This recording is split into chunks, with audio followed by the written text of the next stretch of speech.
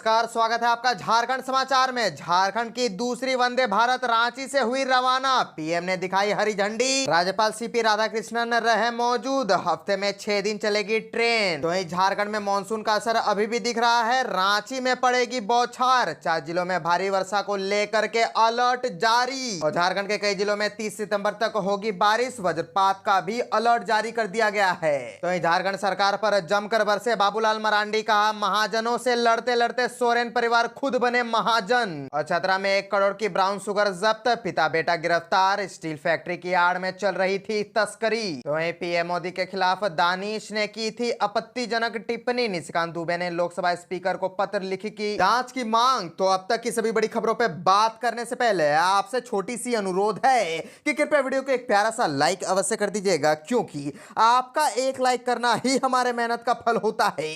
तो शुरुआत करते हैं आज की पहली और बड़ी खबर से। इस वक्त की बड़ी खबर झारखंड से आ रही है, जहां झारखंड की दूसरी वंदे भारत ट्रेन रांची से रवाना हो गई। पीएम ने दिखाई हरी झंडी, राज्यपाल सीपी राधाकृष्णन रहे मौजूद। हफ्ते में अब 6 दिन चलेगी ट्रेन। दरअसल झारखंड को दूसरी वंदे भारत ट्रेन मिली है। ट्रेन की शुरुआत को लेकर रांची रेलवे स्टेशन को प्लेटफॉर्म नंबर 1 में कार्यक्रम आयोजित किया गया था। ट्रेन को प्रधानमंत्री नरेंद्र मोदी ने हरी झंडी दिखाई। यह ट्रेन रांची से चलकर हावड़ा को जाएगी। और आपको बता दें कि 27 सितंबर से यात्रियों के लिए यह ट्रेन नियमित रूप से चलेगी। झारखंड की पहले वंदे भारत ट्रेन 3 महीने पहले मिली है। पहली वंदे भारत ट्रेन रांची से पटना के बीच चलती है। बताते चले कि रांची रेलवे स्टेशन में आयोजित कार्यक्रम में राज्यपाल सीपी राधाकृष्णन ने शिरकत की। उन्होंने ट्रेन को विदा किया। अतिथियों ने ट्रेन की शुरुआत को उपलब्धि बताया। वही कहा कि वंदे भारत को देश भर में लोगों ने स्वीकार किया है। यह ट्रेन न केवल समय का बचत करती है, बल्कि बदलते भारत की तस्वीर भी दिखाती है। इस दौरान मौके पर मौजूद लोगों का उत्साह देखने को बन रहा था। रांची से हावड़ा के लिए रवाना हुई ट्रेन में सेंट्रल एकेडमी बरियातू, एनएसएस और एनसीसी के कैडेट ने भी यात्रा की। ट्रेन में बैठे बच्चों के चेहरे पर मुस्कान देखने को बन रही थी। रेलवे के अधिकारियों ने बच्चों के बीच चॉकलेटी भी बांटी। वहीं कई बच्चे आत्मनिर्भर भारत का प्रतिनिधित्व करती पेंटिंग भी बना रखी थी। तो अब बात कर लेते हैं झारखंड के मौसम की। तो झारखंड में कई जिलों में 30 सितंबर तक बारिश होगी और वज्रपात को लेकर के भी अलर्ट जारी किया गया है। और मानसून का असर ऐसे ही बने रहने का अनुमान जताया गया है और रांची में पड़ेगी बौछारें। 4 जिलों में भारी वर्षा को लेकर के अलर्ट जारी। दरअसल झारखंड के कुछ जिलों में आज मानसून का खास असर दिखेगा। राजधानी रांची समेत विभिन्न इलाकों में इन दिनों वर्षा की वजह से जल जमाव की समस्या उत्पन्न हो गई है। आज भी रांची समेत विभिन्न जिलों में लोग बारिश का अनुभव कर सकते हैं। मौसम विभाग ने अपने पूर्वानुमानों में बताया है कि रांची में आमतौर पर बादल छाए रहेंगे। वहीं कुछ जगहों पर गरज के साथ बौछारें पड़ने की संभावना है।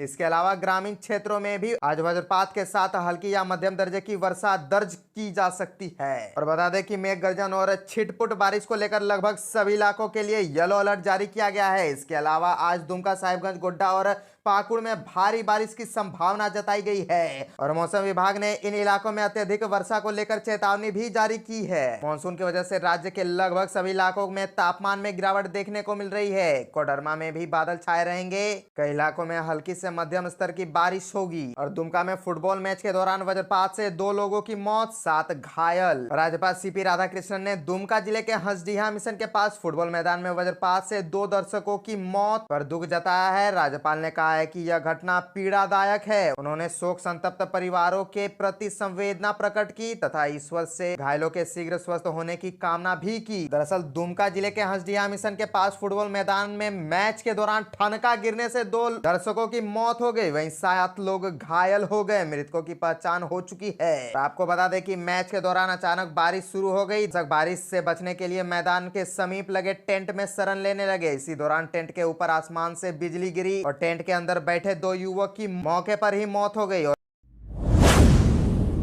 और एक बड़ी खबर आ रही है कि झारखंड सरकार पर जमकर बरसे बाबूलाल मरांडी, का महाजनों से लड़ते लड़ते सोरेन परिवार खुद बने महाजन। झारखंड के पश्चिम सिंहभूम जिला स्थित मंझगांव में भाजपा प्रदेश अध्यक्ष बाबूलाल मरांडी ने भाजपा संकल्प यात्रा को संबोधित किया। सभा को संबोधित करते हुए बाबूलाल मरांडी सोरेन परिवार पर आग बबूला हो गए। उन्होंने कहा कि महाजनों से लड़ते लड़ते शिबू सोरेन के परिवार खुद ही महाजन बन बैठे हैं। हेमंत सोरेन ईडी के 4 बार समन के बावजूद भी दफ्तर नहीं गए। कहीं ना कहीं गलत करने का डर उन्हें भी सता रहा है। पूर्व मुख्यमंत्री सह भाजपा प्रदेश अध्यक्ष बाबूलाल मरांडी ने कहा कि हेमंत सोरेन की सरकार लूट खसोट में लगी है। शिबू सोरेन झारखंड राज्य अलग लेने की लड़ाई के दौरान महाजनों के विरुद्ध खुलकर सामने आए थे, लेकिन राज्य में आज सोरेन परिवार खुद ही महाजन बन बैठा है। उन्होंने कहा कि अवैध संपत्ति, गलत तरीके से कमाई करना और संपत्ति अर्जित करना उनकी आदत बन चुकी है। ईडी के द्वारा 4 बार समन किया गया है, लेकिन मुख्यमंत्री ईडी के दफ्तर में नहीं जा रहे हैं। उन्हें पूरी तरह फंसने का डर सता रहा है। वहीं जनसभा में बाबूलाल मरांडी ने मोदी सरकार की उपलब्धियां जनता के सामने गिनवाई। उन्होंने कहा कि पीएम मोदी की सरकार बनते ही गरीब महिलाओं के लिए सबसे पहले शौचालय बनाया गया। उन्होंने कहा कि हेमंत सोरेन प्रधानमंत्री आवास बनवाने में सफल नहीं हुई, वह पीएम आवास में भी रिश्वतखोरी का काम कर रहे हैं। उन्होंने ये भी कहा कि पीएम हर महीने प्रत्येक परिवार को 5 किलो अनाज देने का काम किया। हेमंत सोरेन ने केंद्र का राशन को भी बेच देते हैं। देश के कारीगरों के लिए 13,000 करोड़ रुपए देने का काम किया है। मुस्लिम महिलाओं के लिए 3 तलाक कुप्रथा समाप्त किया। वर्तमान में महिलाओं को 33% आरक्षण देने का भी काम मोदी सरकार ने किया है। और बाबूलाल मरांडी यही नहीं रुके, उन्होंने आगे कहा कि देश और राज्य में संयुक्त बीजेपी की सरकार रहती है तो राज्य में विकास तेज गति से होता है। देश में भाजपा सरकार के कार्यकाल में झारखंड बना है। भाजपा ने आदिवासियों के 8 लोगों को मंत्री और राष्ट्रपति आदिवासी महिला को बनाया है। पीएम मोदी के खिलाफ दानिश ने की थी आपत्तिजनक टिप्पणी। निशिकांत दुबे ने लोकसभा स्पीकर को पत्र लिख की जांच की मांग। भाजपा सांसद निशिकांत दुबे ने लोकसभा अध्यक्ष को बसपा सांसद दानिश अली के अशोभनीय आचरण और टिप्पणियों की भी जांच करनी चाहिए। लोकसभा अध्यक्ष ओम बिरला को लिखे पत्र में दुबे ने अली पर लोकसभा में विधुड़ी के भाषण के दौरान टोका टोकी करने और अप्रिय टिप्पणियां करने का आरोप लगाया। कहा कि उनके ऐसा करने का मकसद विधुड़ी को उकसाना था कि वह अपना धैर्य खो दे। गोड्डा सांसद निशिकांत दुबे ने आरोप लगाया कि अली ने भी प्रधानमंत्री नरेंद्र मोदी के खिलाफ बहुत ही आपत्तिजनक और अपमानजनक टिप्पणी की थी। उन्होंने दावा किया कि अली ने नीच शब्द का इस्तेमाल किया, जो किसी भी देशभक्त जनप्रतिनिधि के लिए अपना संयम खो देने और ऐसे अशोभनीय शब्द बोलकर उनके जाल में फंस जाने के लिए काफी है। दुबे ने स्पष्ट शब्दों में विधुड़ी की टिप्पणियों की निंदा करते हुए कहा कि कोई भी सभ्य समाज उन्हें सही नहीं ठहरा सकता। उन्होंने यह भी कहा कि लोकसभा के नियमों के तहत किसी सांसद को आवंटित समय के दौरान उनके बोलते वक्त टोकने, बैठे बैठे बोलने और लगातार टीका टिप्पणी करने के लिए भी सजा का प्रावधान है। दुबे ने कहा कि यदि विधुड़ी ने अनुपयुक्त आचरण किया है तो अली एवं अन्य सदस्यों ने भी समुदायों के बीच वैमनस्य फैलाया। दुबे ने लोस अध्यक्ष को लिखे पत्र में कहा कि मैं आपसे उक्त चर्चा के दौरान विभिन्न सदस्यों द्वारा कही गई बातों की जांच के लिए एक जांच समिति बनाने का अनुरोध करता हूं।